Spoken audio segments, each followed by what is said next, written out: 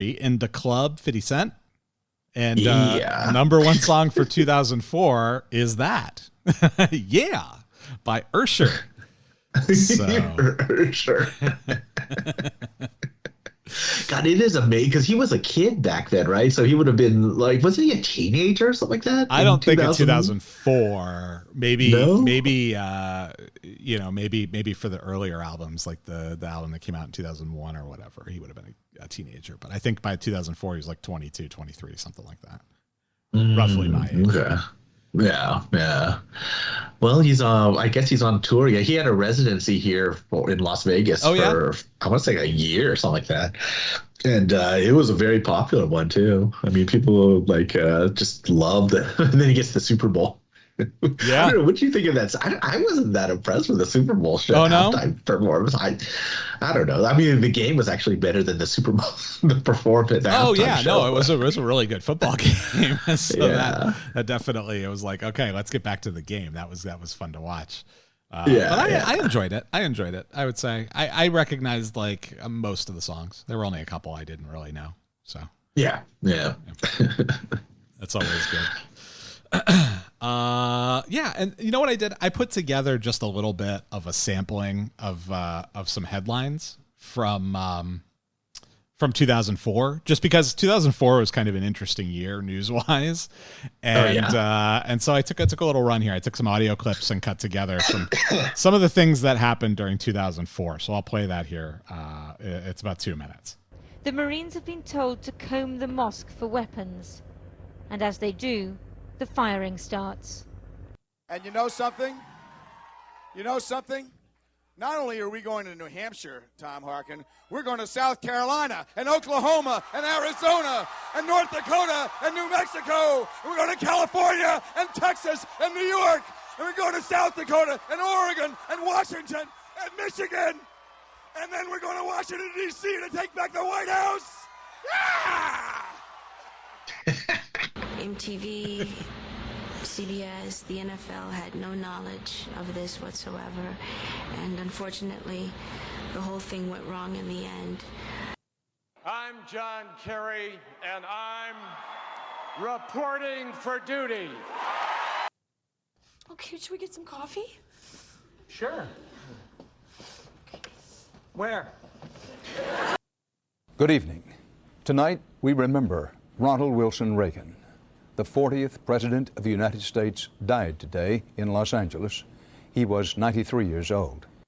Let me talk about some of the other big moments of this convention, because one of the surprises for a lot of people who don't pay close attention to Illinois politics, like, say, David Broder does, was Barack Obama, who's the Democratic Senate nominee there, and he gave a big speech in which he kind of roared and electrified the. It's been a long week. Of Google, the company that makes the world's most popular internet search engine, went on sale to great fanfare today. The voters turned out in record numbers and delivered an historic victory. Back to Folk. Red Sox fans have longed to hear it. The Boston Red Sox are world champions. As well, all good things have to come to an end, don't they? Well, too bad for Ken, but he's going home with a lot of money. $2.5 million. Yeah, so a lot of stuff happened in 2004 as I was looking through there. You had Ken Jennings, you had the Red Sox breaking the drought, you had Howard Dean, which, you look back on that and you're like, that is what ruined a presidential candidate's career at one point. Yeah. It's not like he was banging some hooker or something like that. Exactly. It was, that's crazy. We're talking about the worm that ate his brain. He actually got stronger because of that.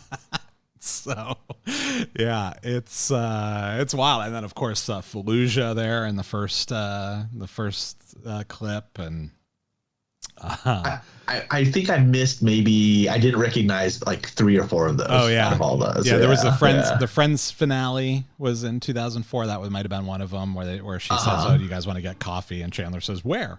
And yeah. And Ken Jennings winning Jeopardy, that was the last one. I remember that guy just dominating everybody. He would just wipe the floor with everybody. yeah. And now he's the host. Now he hosts the show. So. Oh, does he? Oh, okay. yeah. It's been so long since I've actually paid attention to the show, but maybe actually when Trebek passed away, didn't he die? Yeah, Trebek passed away. Yeah. Yeah. Okay. Yep. Yeah, he had. I think it was pancreatic cancer. So. Oh man, that's rough. The one that gets you pretty much no matter what. So. Yeah. God. And yeah. So that was 2004. So that was what was happening in the world and in the country at the time of the OC airing. And you know, it's interesting because you think about the OC from a perspective of, would this show have been as successful as it was at any other time? And I'm not sure it would have been. I think if it comes any later, you've got the enormous pressures of the internet and social media. And we'll talk a little bit about inside of the out years of the OC, how the burgeoning internet and social media sort of affected the production of the show and the way that the storylines went and how the network viewed the show and everything else. We'll talk a little bit about that as we record more of these episodes. But I think before, I'm not sure that the world was ready for some of the topics that we were going to see in a show like this, right? These were pretty edgy. Some of this stuff is pretty edgy stuff. Yeah, well, I always compare it. Not that I watched every episode of Beverly Hills 90210, but I remember that they would tackle some stuff that was like, I don't know, just like really pretty edgy too, right? And it was like, okay, 90210, and then the OC came after. You know what I mean? Like it had very simple, it took place in Southern California. I don't know. It was that might be one of the reasons why I really didn't watch it originally, the OC. Because I thought it was because you were like, it's just a 90210 clone, and I'm not that interested. Yeah. So, but I mean, conceptually, it's close, right? It's a show about these kids in high school, and it's a melodrama or a soap opera or whatever you want to call it, and I mean, it is, but it's just approached from such a different sort of perspective, I think. Yeah, I think so too. I mean, there is very they recognize it's very self-aware of like like with Seth and his little lines every once in a while, and I don't know, it's definitely, I think culturally it just hit me, like it got me in the feels like right away when I started watching it. Yeah, and it doesn't hurt that it's a very sort of well written for the most part, right? Yeah.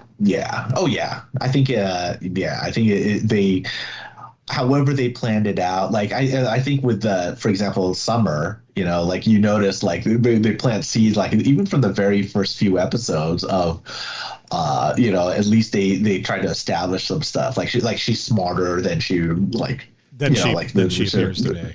Yeah. So I think they really did think, like they plotted out their arcs, and they planted those seeds very early on. So I don't know. I like that a lot.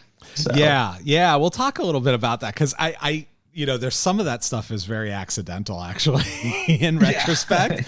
And some of it was definitely planned and plotted from the very beginning. I always think of, 90210 sort of as a show that was written by old people for what they thought young people were like. And the OC feels more like a show written by younger people about what younger people are like, but in this very specific set of circumstances, this very sort of specific world where they're insulated from all of the bad things outside their social circle and only affected by the things inside their social circle. So it's sort of this safer environment. Yeah, I think that's right. Well, Josh Schwartz, who was I think he was the producer or like the head, the showrunner, basically. Showrunner, creator, producer, yep. he was 20 something, like 25 or 26 when he pitched this the O.C. So what were you doing when you were 25, 26, right? Not this.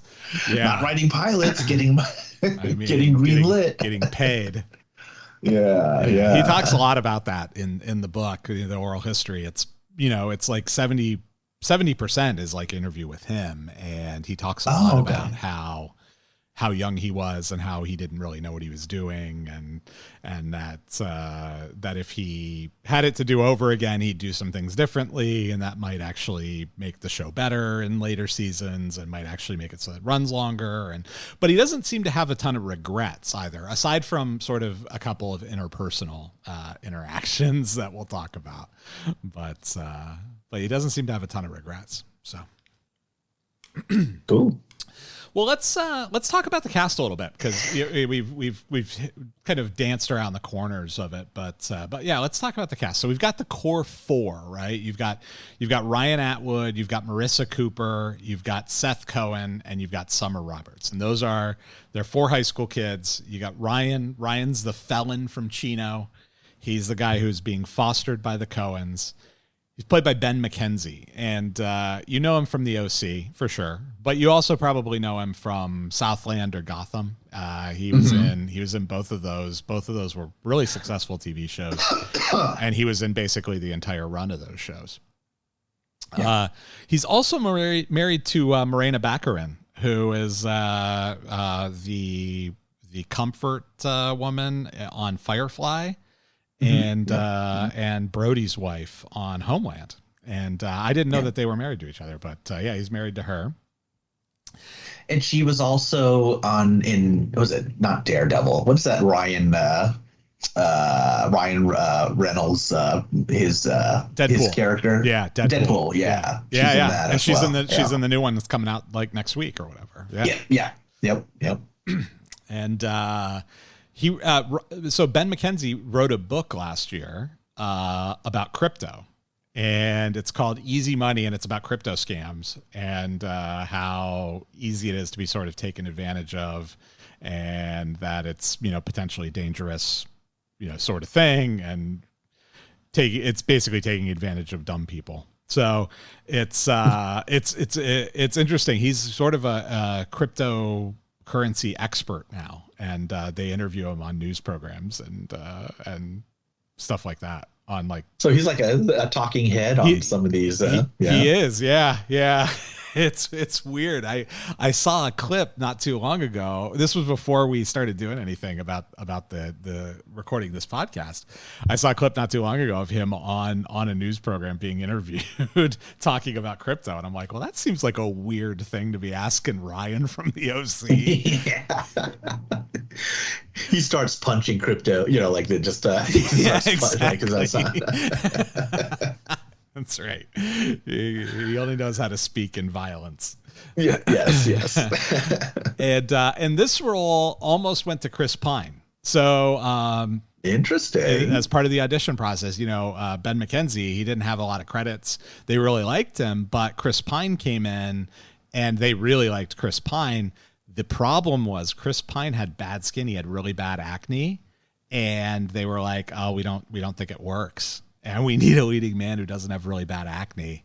And so he lost the job because of his skin. And, wow. Yeah, and as Josh Schwartz says in the book, he's like, "I think he's done okay. He probably doesn't mind."